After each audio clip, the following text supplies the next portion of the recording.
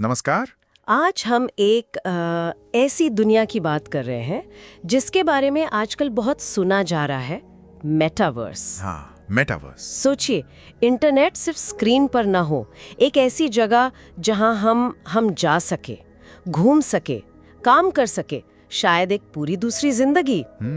ये अब सिर्फ साइंस फिक्शन नहीं लगता। बिल्कुल नहीं। हमारे पास एक स्रोत है, मेटावर्स एक नई डिजिटल दुनिया PDF।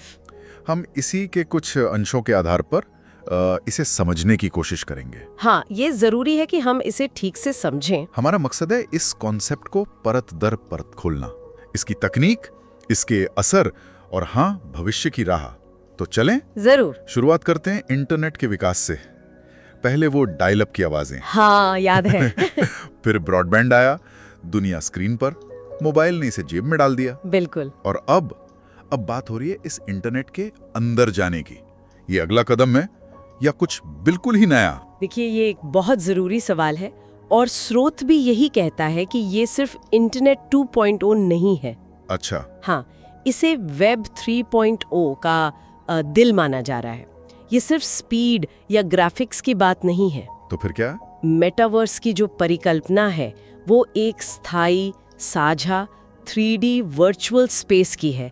एक ऐसा डिजिटल यूनिवर्स जो हमेशा ऑन रहता है। हमेशा ऑन? हाँ, जहाँ लोग अपने डिजिटल अवतारों के जरिए, मतलब अपने डिजिटल रूप के जरिए इंटरैक्ट करते हैं, मिलते हैं, बात करते हैं। इसे वेबसाइट या ऐप का कलेक्शन मत समझिए। ये एक तरह से समानांतर डिजिटल दुनिया है जहाँ आप मौजूद हो सकते हैं, सिर्फ देख या क्लिक नहीं कर सकते। मौजूद हो सकते हैं। दिलचस्प। और ये नाम मेटावर्स, मेटा यानी परे, वर्स यानी यूनिवर्स, ब्रह्मांड से परे। हाँ, नाम ही काफी कुछ बताता है। तो ये सिर्फ एक भारी भरकम शब्द है या इसके पीछे कोई असली तकनीक काम कर रही है? के रूप से 4 स्तंभ हैं। पहला, ऑगमेंटेड रियलिटी, मतलब AR। AR जैसे वो पोकेमॉन गो वाला? हाँ, कुछ वैसा ही, पर उससे कई ज्यादा आगे। AR डिजिटल जानकारी को हमारी असली दुनिया पर दिखाता है। ठीक है। और दूसरा है वर्चुअल रियलिटी यानी VR।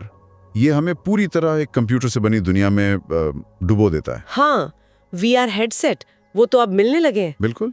हेडसेट पहना और आप कहीं और ही पहुंच गए। हाँ। आपने 4 स्तंभ कहे थे, ये तो 2 हुए। सही। तीसरा स्तंभ है आर्टिफिशियल इंटेलिजेंस, AI। AI वो कैसे? AI इन वर्चुअल दुनियाओं को ज्यादा असली जैसा, ज्यादा इंटरैक्टिव बनाता है, अवतारों को स्मार्ट बनाता है, दुनिया के नियम चलाता है, अनुभवों को आपके हिसाब से ढालता है। अच्छा, ये समझ आया। और चौथा, आपने कहा था वो शायद सबसे क्रांतिकारी है। हाँ, चौथा है ब्लॉकचेन तकनीक। ब्लॉकचेन, क्रिप्टो वाला? हाँ। उसका मेटावर्स से क्या लेना देना? बहुत गहरा लेना देना है। ब्लॉकचेन ही मेटावर्स में डिजिटल संपत्ति की नींव रखता है। डिजिटल संपत्ति मतलब वर्चुअल जमीन या डिजिटल कपड़े, आपकी डिजिटल पहचान, आपकी अर्थव्यवस्था, ये सब ब्लॉकचेन पर आधारित हो सकता है। हाँ। ये विकेंद्रीकरण लाता है, मतलब किसी एक कंपनी का पूरा कंट्रोल नहीं होगा।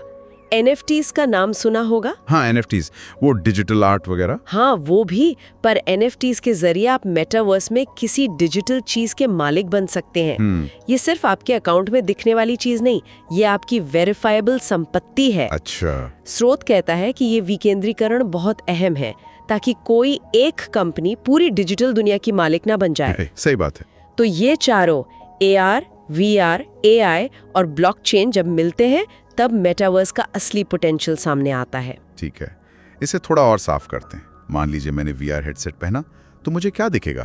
क्या मैं किसी गेम में चला जाऊंगा? ये निर्भर करता है, अलग अलग प्लेटफॉर्म होंगे, लेकिन कल्पना करें, हेडसेट पहना और आप अपने वर्चुअल घर में हैं। मेरा वर्चुअल घर? हाँ, दीवार पर डिजिटल आर्ट टंगी है, शायद कोई NFT जिसके आप मालिक हैं। आपका दोस्त जो हजारों मील दूर है, उसका अवतार आपके साथ सोफे पर बैठा बातें कर रहा है। वाह। फिर आप दोनों मिलकर शायद वर्चुअल मॉल जाते हैं, डिजिटल कपड़े ट्राई करते हैं या किसी वर्चुअल कॉन्सर्ट में शामिल होते हैं। स्रोत इसी अनुभव की बात करता है, जहां असली और वर्चुअल दुनिया की सीमाएं वो धुंधली होने लगती हैं। ये सिर्फ मजा नहीं, ये सोशल कनेक्शन का एक नया तरीका भी हो सकता है। ये सुनने में तो बिल्कुल भविष्य की बात लगती है, लेकिन स्रोत कह रहा था कि इसका असर सिर्फ गेमिंग या सोशल हैंगआउट्स तक नहीं रहेगा। जीवन के हर पहलू पर? हाँ बिल्कुल, शिक्षा को ही ले लीजिए। शिक्षा में कैसे? सोचिए, इतिहास की क्लास में पिरामिड के बारे में सिर्फ पढ़ना नहीं, छात्र वर्चुअल रूप से मिस्र पहुंच जाएं। अच्छा। हाँ, पिरामिड के अंदर घूमें, शायद किसी गाइड अवतार से बात करें। मेडिकल छात्र असली शरीर की जगह एक सटीक 3D वर्चुअल मॉडल पर सर्जरी की प्रैक्टिस कर सके। ये तो कमाल है। स्रोत इसे रटने वाली पढ़ाई से अनुभवात्मक पढ़ाई की ओर एक बड़ा कदम मानता है, एक्सपीरियंस करके सीखना। और काम की दुनिया, क्या हम सच में वर्चुअल ऑफिस में काम करेंगे जूम कॉल की जगह? देखिए, इसकी शुरुआत तो हो भी चुकी है। कई कंपनियां वर्चुअल मीटिंग स्पेस बना रही हैं। सच में? हाँ, सोचिए, आप घर पर हैं, पर आपका अवतार ऑफिस के कॉन्फ्रेंस रूम में है, अपने सहकर्मियों के अवतारों के साथ व्हाइट बोर्ड पे आइडियाज डिस्कस कर रहा है। ये जो रिमोट वर्क है, उसे ज्यादा सहभागी बना सकता है, कम अकेलापन महसूस होगा शायद। हाँ, ये हो सकता है। भौगोलिक दूरियां कम होंगी, टैलेंट कहीं से भी जुड़ सकेगा। बिल्कुल, स्रोत यही इशारा करता है। हाँ। मेटावर्स, आप भागीदार हो सकते हैं। आप सिर्फ गाना सुन या स्टेज देख नहीं रहे, आप उस वर्चुअल भीड़ का हिस्सा हैं। भीड़ का हिस्सा? हाँ, आप अपने आसपास दूसरे अवतारों को देख सकते हैं, उनसे बात कर सकते हैं, डांस कर सकते हैं। आपको स्टेज के पास जाना है या दूर से देखना है, ये चुन सकते हैं। अच्छा। शायद वर्चुअल टी शर्ट या कुछ और खरीद सकें। अनुभव ज्यादा सामाजिक, ज्यादा इमर्सिव हो जाता है। इमर्सिव। स्रोत का एक मुख्य बिंदु यही है। मेटावर्स हमें पैसिव कंज्यूमर से एक्टिव पार्टिसिपेंट बना रहा है। हम सिर्फ कंटेंट देख सुन नहीं रहे, हम उस डिजिटल दुनिया को जी रहे हैं, उसमें हिस्सा ले रहे हैं। तो ये अनुभव तो है ही रोमांचक, लेकिन बात सिर्फ अनुभव की नहीं है। एक्सपर्ट्स कह रहे हैं कि मेटावर्स अपने साथ एक पूरी नई अर्थव्यवस्था ला रहा है। हाँ बिल्कुल। स्रोत में डिजिटल जमीन, NFTs, क्रिप्टो टोकन्स का जिक्र है। क्या ये वाकई एक गंभीर आर्थिक बदलाव है? हाँ, ये सिर्फ वर्चुअल चीजें खरीदने बेचने की बात नहीं है, ये एक पूरी डिजिटल इकोनॉमी की नींव रख रहा है। लोग डिसेंट्रलैंड या सैंडबॉक्स जैसे प्लेटफॉर्म्स पर लाखों डॉलर में वर्चुअल जमीन खरीद रहे हैं। लाखों डॉलर में वर्चुअल जमीन? ये थोड़ा अजीब नहीं लगता? हवा में प्रॉपर्टी। हाँ हाँ, शुरू में सुनने में अजीब लग सकता है, पर सोचिए, इंटरनेट पर डोमेन नेम भी तो एक तरह की डिजिटल प्रॉपर्टी ही है। हाँ, ये बात तो है। मेटावर्स में ये और ज्यादा ठोस रूप ले रहा है, और यही NFTs काम आते हैं। अच्छा। वो सिर्फ डिजिटल आर्ट नहीं है, वो आपके वर्चुअल घर का टाइटल डीड हो सकता है, आपके अवतार के लिए खास डिजाइनर कपड़ों का सर्टिफिकेट, किसी वर्चुअल इवेंट का टिकट। NFT मतलब नॉन फंजिबल टोकन, यूनिक चीज, कॉपी नहीं हो सकती। इससे डिजिटल दुनिया में असली कमी मतलब स्कैसिटी और असली मालिकाना हक बनता है। मतलब पक्का सबूत कि ये डिजिटल चीज सिर्फ मेरी है। बिल्कुल, कोई उसकी नकल नहीं बना सकता। और इसी आधार पर लोग वर्चुअल फैशन डिजाइनर्स बन रहे हैं, वर्चुअल आर्किटेक्ट बन रहे हैं, वर्चुअल इवेंट ऑर्गेनाइजर बन रहे हैं। नई नौकरियां, नए बिजनेस। हाँ बिल्कुल। और स्रोत इसे सिर्फ लेन देन नहीं, डिजिटल पहचान और प्रतिष्ठा से भी जोड़ता है।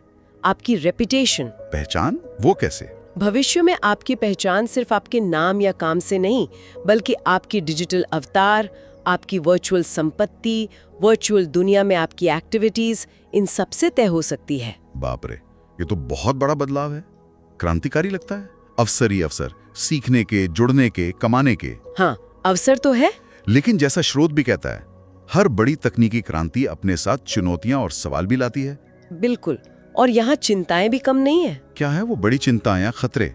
सबसे पहली और सीधी चिंता तो यही है, असल दुनिया से अलगाव। हाँ, ये तो है। क्या हम वर्चुअल दुनिया में इतने खो जाएंगे कि असली रिश्ते, असली अनुभव, ये सब पीछे छूट जाएंगे? स्क्रीन टाइम की समस्या तो पहले से ही है, मेटावर्स इसे कहाँ ले जाएगा? ये वाकई एक बड़ा डर है। और प्राइवेसी, हमारी इतनी सारी जिंदगी, हमारी बातें, पसंद नापसंद, सब डिजिटल अवतारों के जरिए ट्रैक होगा। बिल्कुल। डेटा प्राइवेसी और सुरक्षा एक बहुत बहुत बड़ा मुद्दा बनेगा। सोचिए, आज सोशल मीडिया कंपनियां हमारा डेटा विज्ञापन के लिए इस्तेमाल करती हैं। मेटावर्स में वो हमारे मूवमेंट्स, हमारी नज़र कहाँ टिक रही है, यहाँ तक कि हमारी भावनाएं, अगर बायोमेट्रिक सेंसर्स जुड़े हों तो सब डेटा इकट्ठा कर सकती हैं। ओहो! इसका गलत इस्तेमाल कैसे हो सकता है, ये सोचना भी डरावना है। क्या हमारी डिजिटल जिंदगी और ज्यादा निगरानी में आ जाएगी? स्रोत इस पर गंभीर सवाल उठाता है। और एक दार्शनिक सवाल भी है, क्या इस सब में इंसानियत कहीं पीछे छूट जाएगी? असली मानवीय संपर्क, सहानुभूति, वो सब? ये बहुत गहरा सवाल है। क्या डिजिटल नकाबों के पीछे हम ज्यादा रूखे या असंवेदनशील हो जाएंगे? या फिर इसका उल्टा भी हो सकता है। उल्टा कैसे? कुछ लोग तर्क देते हैं कि अवतार हमें अपनी असली पहचान की सीमाओं से बाहर निकलकर खुद को अभिव्यक्त करने का मौका दे सकते हैं। शायद यह हमें ज्यादा सहानुभूति वाला बना दे, क्योंकि हम दूसरों के अवतारों के नजरिए से दुनिया देख पाएंगे। ये भी एक पहलू है। स्रोत किसी एक जवाब पर नहीं पहुंचता, लेकिन वो चेतावनी देता है कि इन सवालों को नजरअंदाज नहीं करना है। तो समाधान क्या है? क्या इसे रेगुलेट करें या इसे अपने आप बढ़ने दें? स्रोत का नजरिया थोड़ा अलग है। वो कहता है कि सिर्फ कंट्रोल करने या रोकने की कोशिश करने से बेहतर है इसे गहराई से समझना। हाँ ना, क्योंकि जो इस बदलाव की जटिलताओं को तकनीकी, सामाजिक, आर्थिक, नैतिक समझेगा, वही भविष्य को सही दिशा दे पाएगा। हमें तकनीक के साथ साथ इसके इंसानी पहलू पर भी लगातार सोचना होगा। और भविष्य की आहट तो साफ सुनाई दे रही है। फेसबुक का नाम बदल के मेटा होना, हाँ, वो सिर्फ रीब्रांडिंग नहीं थी, वो एक बड़ा संकेत था। बिल्कुल। एप्पल का विजन प्रो, जिसे वो स्पेशल कंप्यूटर कह रहे हैं, हाँ, वो AR और VR को रोजमर्रा की जिंदगी में लाने का एक बड़ा दाव है। और सिर्फ ये बड़ी कंपनियां ही नहीं, गूगल, माइक्रोसॉफ्ट, एनवीडिया सब इस रेस में। बिल्कुल, गेमिंग कंपनियां जैसे एपिक गेम्स, फोर्टनाइट वाले, वो भी अपने गेम्स को मेटावर्स जैसे अनुभवों में बदल रहे हैं। और वो ब्लॉकचेन वाले प्लेटफॉर्म्स डिसेंट्रलैंड, द सैंडबॉक्स, वो तो पहले से ही वर्चुअल वर्ल्ड बना चुके हैं जहां लोग जमीन खरीद रहे हैं, इवेंट कर रहे हैं। हाँ, सुना है। तो ये सब दिखाता है कि ये सिर्फ कल्पना नहीं है, ये एक तेजी से बढ़ता हुआ इकोसिस्टम है, इसमें बहुत पैसा लग रहा है। तो क्या लगता है आपको, कब तक मेटावर्स हमारी जिंदगी का आम हिस्सा बन जाएगा, जैसे आज इंटरनेट है? ये कहना मुश्किल है। कुछ एक्सपर्ट्स मानते हैं कि अगले 5-10 सालों में हम इसका असर महसूस करने लगेंगे। 5-10 साल? हाँ। दूसरों को लगता है कि एक पूरी तरह विकसित इंटरऑपरेबल मेटावर्स बनने में शायद दशकों लग जाएं। इंटरऑपरेबल मतलब जहां आप एक प्लेटफॉर्म से दूसरे में आसानी से जा सके। अभी सब अलग अलग है। अच्छा। तकनीक को और बेहतर होना होगा, सस्ता होना होगा, सबकी पहुंच में आना होगा। लेकिन स्रोत इशारा करता है कि ये बदलाव धीरे धीरे होगा, शायद हमें पता भी ना चले और हम किसी न किसी रूप में मेटावर्स का इस्तेमाल करने लगे, जैसे स्मार्टफोन के साथ हुआ। हाँ, सही कहा। शायद वो दिन दूर नहीं जब ऑनलाइन जाना कोई अलग काम नहीं होगा, क्योंकि हम किसी न किसी वर्चुअल या ऑगमेंटेड लेयर के जरिए हमेशा कनेक्टेड रहेंगे। हमेशा कनेक्टेड। तो इस पूरी बातचीत को समेटें अगर, मेटावर्स क्या है? ये सिर्फ एक नई तकनीक नहीं है, या एप्स का बंडल, या बेहतर वीडियो गेम नहीं। ये इंटरनेट के विकास का अगला संभावित चरण है। एक ज्यादा इमर्सिव, ज्यादा इंटरैक्टिव और शायद ज्यादा इंसानी या अइंसानी, पता नहीं। बिल्कुल, ये इंसान की कल्पना, उसकी कनेक्ट करने की इच्छा और नई दुनिया बनाने की महत्वाकांक्षा का प्रतीक है। और अंत में शायद सबसे बड़ा सवाल ये नहीं है कि मेटावर्स कितना असली या कितना शक्तिशाली बन जाएगा। तो क्या है? स्रोत हमें सोचने पर मजबूर करता है कि इस नई डिजिटल वास्तविकता में हम इंसान के तौर पर क्या बनना चुनेंगे। क्या ये हमें अपनी असलियत से दूर ले जाएगा, या हमें खुद को और दूसरों को बेहतर समझने के नए तरीके देगा? क्या हम इसे सिर्फ भागने के लिए इस्तेमाल करेंगे या कुछ बनाने और जुड़ने के लिए? सही। जैसे जैसे ये दुनिया आकार ले रही है, ये सवाल हम सब के लिए बहुत जरूरी हैं। मेटावर्स का भविष्य अनिश्चितताओं और संभावनाओं से भरा हुआ। ये किस दिशा में जाएगा, ये देखना वाकई दिलचस्प होगा। बिल्कुल। आज की इस गहरी पड़ताल को यहीं समाप्त करते हैं।